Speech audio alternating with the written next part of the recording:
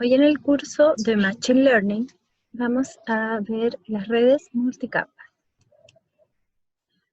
En primer lugar, vamos a ver el primer modelo presentado en los años 60, que consisten en las redes prealimentadas. Consisten en redes de neuronas que están orientadas y ordenadas en capas y siempre hacia adelante. Cada una de las capas recibe las entradas desde la capa previa o desde la entrada externa en el caso de la primera capa. Envía sus salidas entonces a la capa siguiente o hacia el exterior en el caso de la capa de salida. No hay conexiones internas en cada capa, ni tampoco hay conexiones hacia atrás. Este tipo de red neuronal se le llama en inglés, se le conoce como Feed Forward Neural Network y se denota como FNN. Y una de las formas más comunes de denotarlas, para no tener que estructurar toda su arquitectura a través de un esquema, es colocando el número de neuronas de la capa de entrada, el número de neuronas de la capa oculta y el número de neuronas de la capa de salida. Si tuviera más de una capa oculta, entonces simplemente se agregan términos acá entre la N y la M. La cantidad de parámetros que hay que ajustar, dado que cada una de las neuronas tiene un sesgo o vías, se puede calcular de esta forma para una Feed-Forward Neural Network con esta característica. Si tuviera más capas, simplemente sería el número de neuronas de la capa más 1 por el número de neuronas de la siguiente y así sucesivamente. El entrenamiento que vamos a hacer es el de backpropagation. El primer entrenamiento propuesto consistió en elaborar una red paralela a la red neuronal original, que está representada en este caso de manera matricial, en donde tenemos la capa de entrada que pasa por esta capa intermedia u oculta, con una función de activación de este tipo, de tipo S, para pasar después a la capa de salida con una función de activación lineal, y se toma una medida de error denotada como la diferencia entre el valor de salida de la capa y la salida deseada. En este caso vamos a imaginarnos que estamos haciendo una red que desea predecir. La red paralela consiste en utilizar exactamente la misma, pero usando las derivadas de las funciones de activación. De esta manera, entonces, la entrada pasa a ser la salida de la red original y se multiplica por su función de activación derivada, por la matriz de peso que queda intacta y la función de activación derivada de la capa de entrada.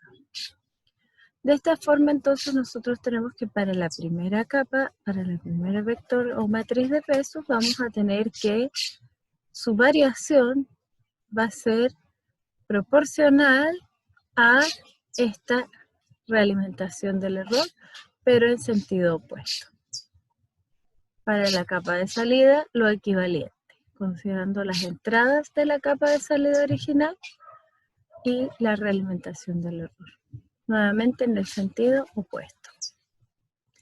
Esta lógica obedece a la lógica del algoritmo del gradiente descendente. Este algoritmo consiste en tomar una función objetivo que se desea minimizar. En este ejemplo se propone la función j, que es un medio de la sumatoria de los errores al cuadrado. Aquí simplemente hemos puesto como valor deseado el target, ¿ya? Y luego entonces tenemos el esquema, digamos, de la red neuronal, de manera más simbólica ahora, y sus respectivos actualizaciones. La función neuronal, la derivada de la función de error que tenemos acá como función objetivo con respecto al peso de salida, que me da esto, y la derivada de la función objetivo con respecto al peso o la matriz de pesos de entrada, que me da esto. Esto se logra simplemente aplicando la regla de la cadena. Si se fijan, entonces esto es equivalente a lo que obtenemos acá. Delta W sería menos Z por el error por 1. Y la constante de proporcionalidad, que es alfa, la tasa de aprendizaje. En la mayoría de los casos, esta tasa de aprendizaje la vamos a anotar siempre con la letra alfa. En el caso de la actualización de los pesos de entrada, fíjense que acá tenemos que sería, esta que está acá, sería la multiplicación del error por la matriz de pesos WO por la función no lineal derivada por la matriz de entrada. La tasa de aprendizaje, el error por la matriz de peso de salida, por la derivada, por la matriz de entrada. ¿Qué características tiene este algoritmo? Este algoritmo tiene una fácil implementación, es simple, es estándar, es rápido, pero tiene una desventaja importante, que es lento e ineficiente si estoy lejos del mínimo global. Esto quiere decir que si yo tuviese un ejemplito, digamos, de una función objetivo con estas características y comienzo cerca de un mínimo local, voy a quedar atrapado ahí, ¿ya? Entonces los resultados que entregan pudieran ser subóptimos. Una propuesta para mejorar esto es aplicar el algoritmo del gradiente, pero con momentum, es decir, con una especie de memoria de la dirección que lleva el algoritmo para poder escapar de mínimos locales pequeños.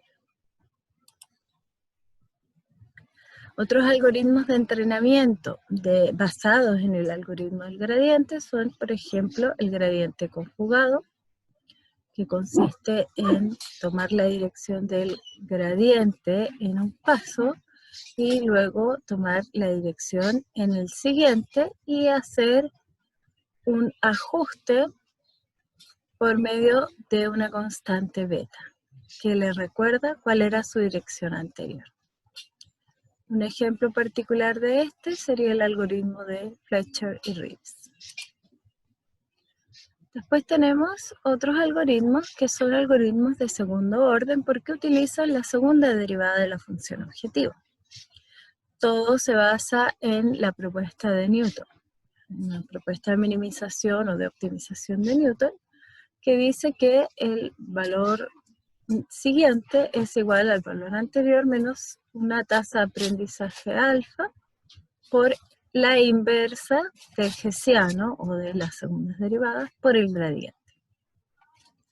Sin embargo, acá tenemos el problema de que esta matriz debe ser invertida y pudiera no ser posible tener ciertas singularidades y arrojarme errores.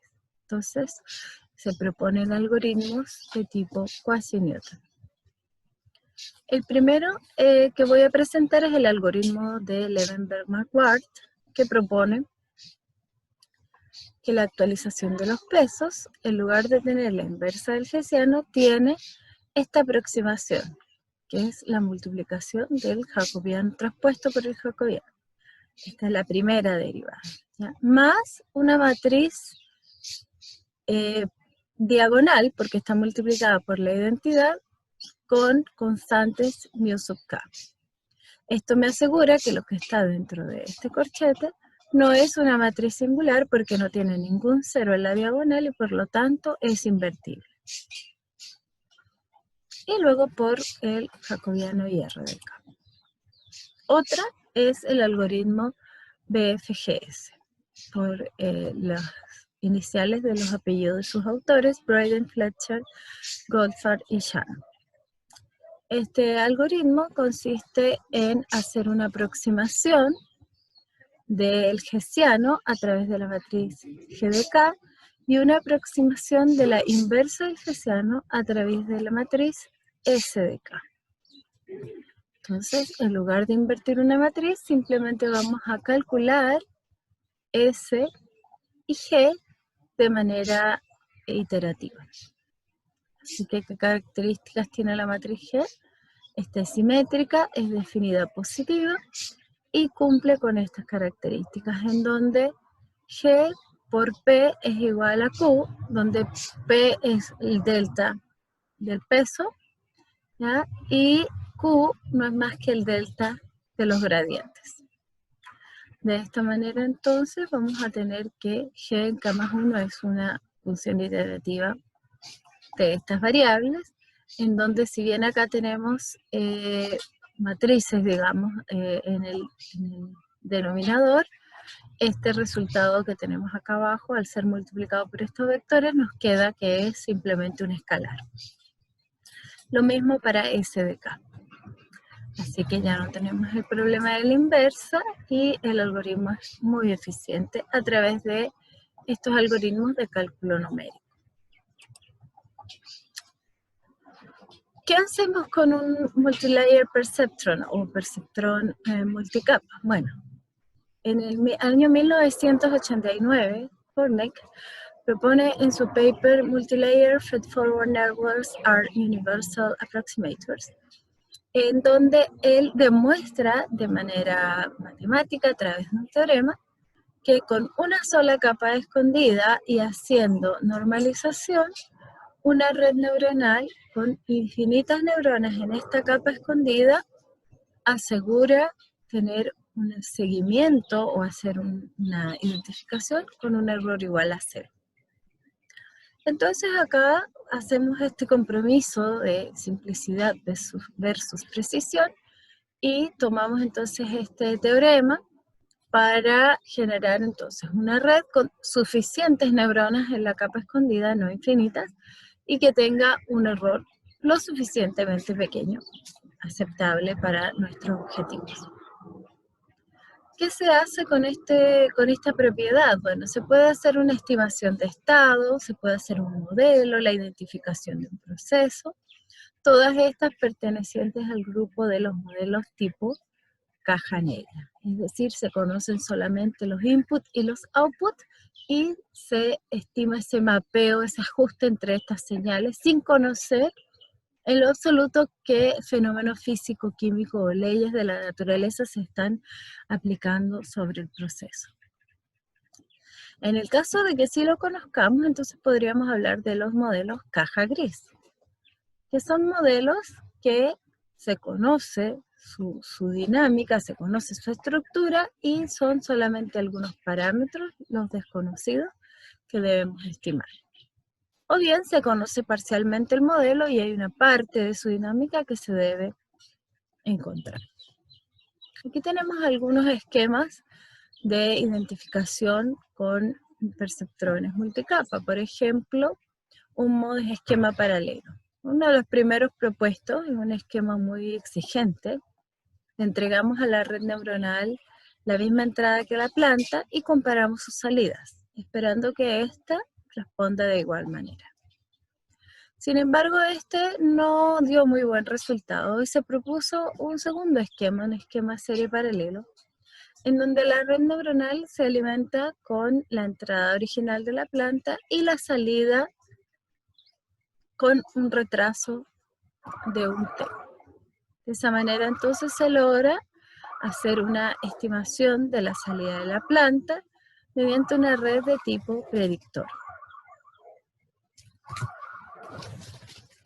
La otra propuesta, que son los modelos caja gris, consiste entonces en tomar el modelo fenomenológico del proceso o de la planta y calcular a través de ingresarle las entradas al modelo y la señal de error a la red neuronal, estimar el vector de parámetros denotado con la letra tita, de tal manera de que esta salida del modelo se vaya haciendo cada vez más cercana a la salida de la red.